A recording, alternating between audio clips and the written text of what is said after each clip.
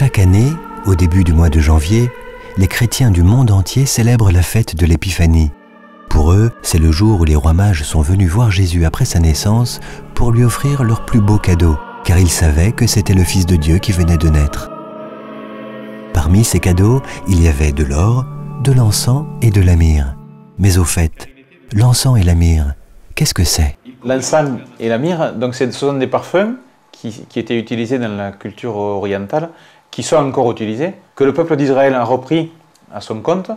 Au temple de Jérusalem, il y avait un autel de parfums.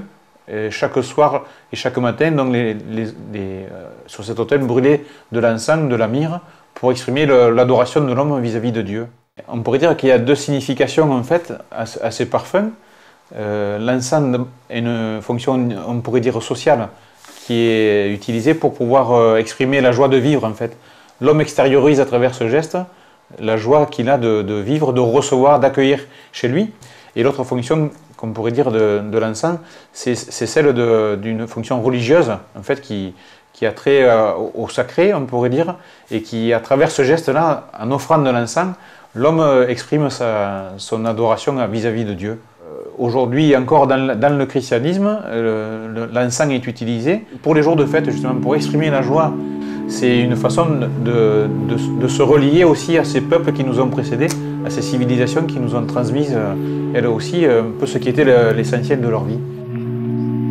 Dans des moments un peu plus particuliers, un peu plus tristes, qui sont les funérailles, alors là, la signification, c'est de reconnaître au fond que dans la personne qui nous quitte, qui est décédée, l'homme reconnaît au fond que cette personne-là est habitée de Dieu.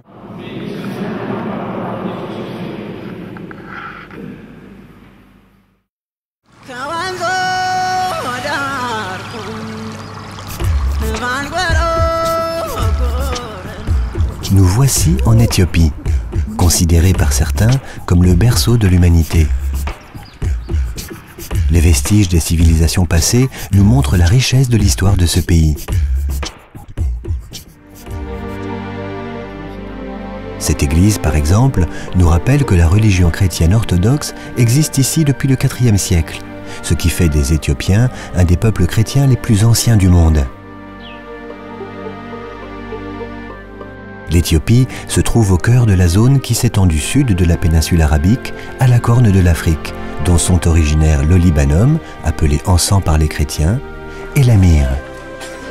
L'histoire de l'Éthiopie est intimement liée à celle des encens. Ce pays faisait partie du royaume de la mythique reine de Saba, qui apporta au roi Salomon Olibanum et myrrhe en cadeau.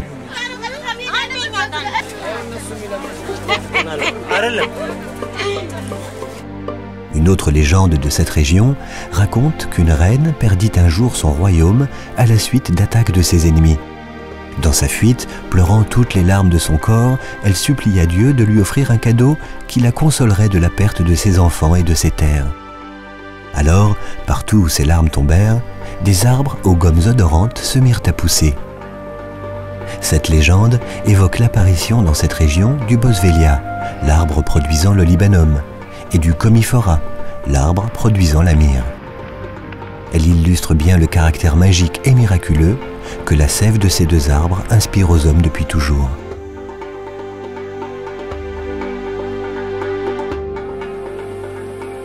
Au nord et au nord-ouest du pays, au pied des montagnes, d'immenses étendues s'étirent à perte de vue. Surgissant de cette terre aride, un arbre vient contrarier la monotonie des lieux. Cet arbre, c'est le boswellia. Le boswellia a un tronc élancé et une écorce composée de minces couches se détachant les unes des autres. Ses feuilles sont rares et apparaissent avec les premières pluies.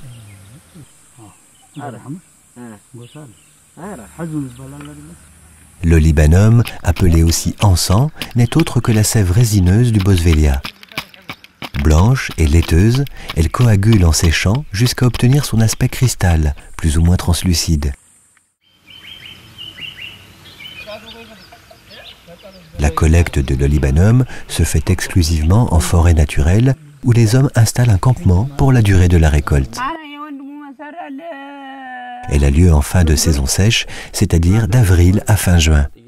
Durant cette période, ces hommes vivront ici, loin de tout, au milieu de ces arbres.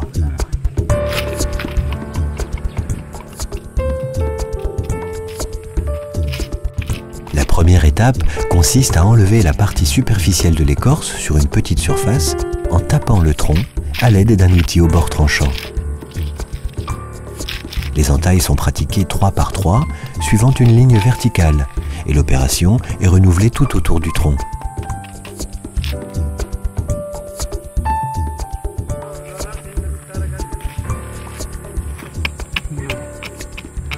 Au bout d'une semaine, on récoltera les larmes de résine. La surface de collecte est agrandie lors de chaque récolte.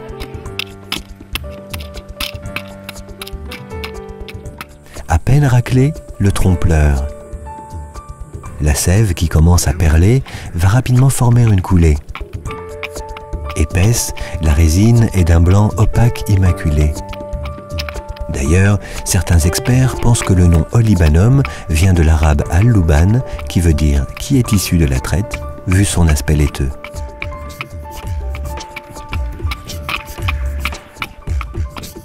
Chaque semaine, pendant environ 3 mois, les hommes taperont les arbres et en détacheront les larmes, tout en prenant soin de ne pas trop entailler l'écorce et ainsi préserver la vie de l'arbre. Au cours du temps, la récolte est de plus en plus importante.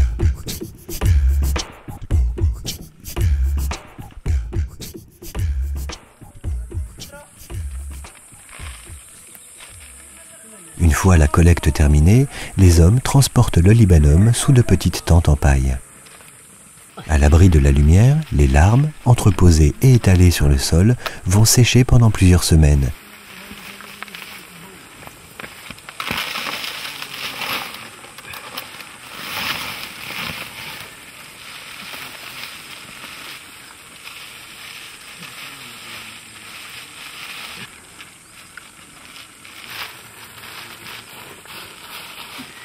Chaque jour, la résine sera aérée.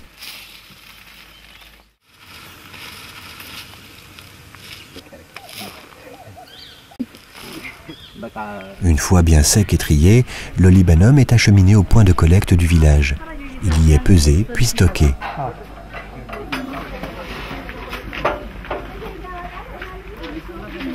On le retrouvera bientôt sur les étals des marchés au milieu d'autres résines et écorces d'arbres odorantes.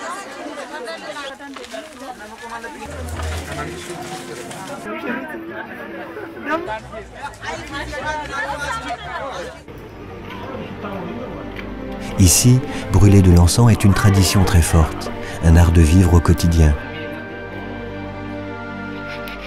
Par exemple, lors de la cérémonie du café, si chère aux Éthiopiens, de l'encens brûle toujours à côté de la cafetière.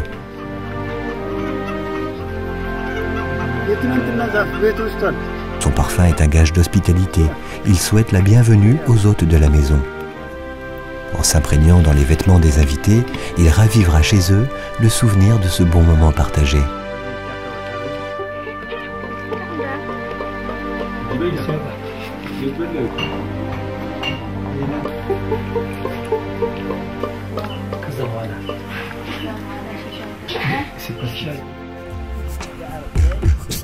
Rendons-nous maintenant un peu plus au sud, au pays Afar, à la rencontre de l'Amir. De tout temps, l'Amir a occupé une place importante dans de nombreuses cultures.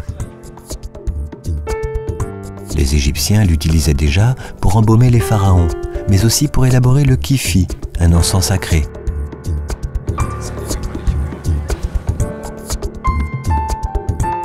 De leur côté, les Grecs usaient de ces vertus antiseptiques. Lors des combats, les soldats en avaient toujours à portée de main. Comme nous l'avons vu, la religion catholique a elle aussi vanté cette résine, mentionnée dans la Bible comme composant de l'onction sainte. L'arbre produisant la myrrhe s'appelle le commiphora. Il pousse notamment au centre-est du pays, dans la dépression de l'Afar, vaste désert traversé par la rivière Awash. La récolte de la myrrhe a toujours été étroitement liée à la garde des troupeaux. Il en est toujours ainsi chez les Afars, ethnie guerrière semi-nomade vivant de l'élevage.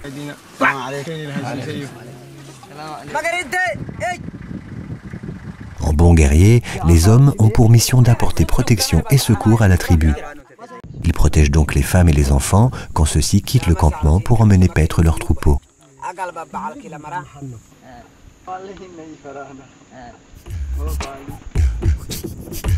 En chemin, ils collectent la myrrhe sur les commiphora qu'ils découvrent.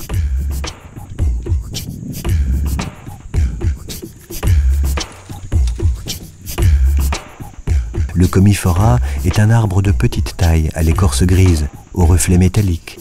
Ses feuilles sont rares et comme celles du boswellia, elles apparaissent après les premières pluies en fin de saison sèche. L'arbre à myrrhe pousse sur un sol pierreux, souvent volcanique.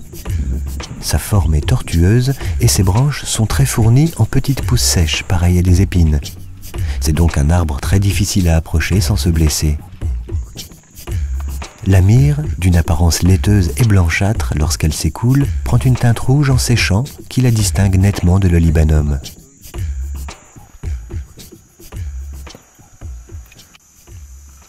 Contrairement au boswellia, le commiphora pleure naturellement.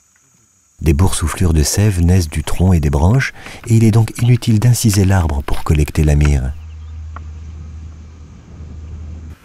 Les collecteurs détachent péniblement à la main la résine séchée. Il arrive qu'ils cèdent d'une pierre ou d'une branche lorsque la myrrhe est trop difficile à récolter.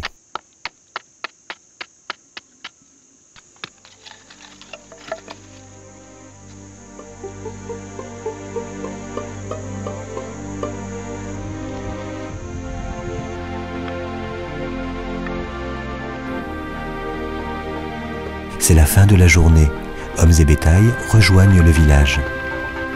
Quand la récolte est suffisante, elle est apportée sur l'asphalte, le goudron, comme disent ces nomades, désignant ainsi la civilisation. La myrrhe sera alors vendue dans le magasin le plus proche.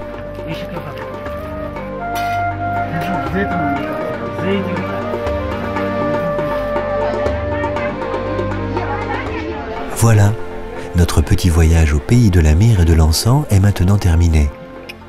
Des résines qui sentent bon, qui aident à méditer, à se relaxer, ou qui servent tout simplement à parfumer. D'autres arbres sont tout aussi précieux et sacrés, et ce depuis des siècles, comme le bois de santal indien par exemple.